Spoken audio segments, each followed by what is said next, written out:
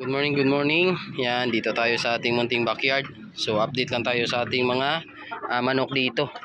So, yan. Ito, kakatapos na lingang kumain. So, yan yung mga natitirang manok dito, guys. Yan yung ating dalawang stag. Going 3 months old sa January 16. Yan. Malaki na sila. Yan o. Yan. So, talisayin. So, yan yung nanay nila, guys, oh. Yan.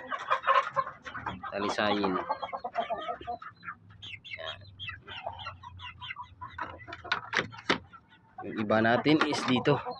Yung ating black australorp na stag 4 months old. Yan.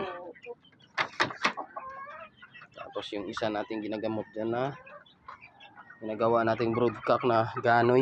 So nag-timing talaga sa breeding natin ngayon kasi umiitlog na yung ating inahin. So ito yung mga pasisyo natin, guys. Yan. Mga 1 month old natin na pasisyo. Yan. Yan o. So malalaki na rin.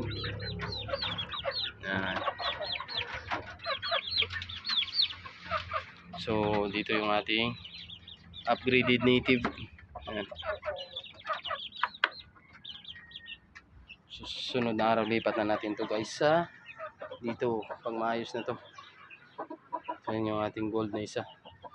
So papalitan ng pinagkunan natin yan kasi may diferensya yung kanyang paa.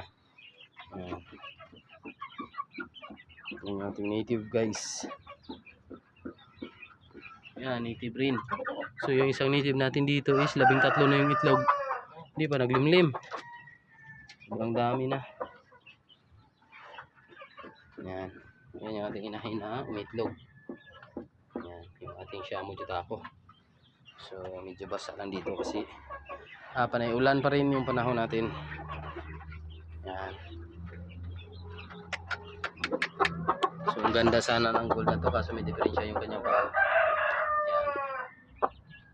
Ganda yan. Warrior type. Guys. Ating warrior type.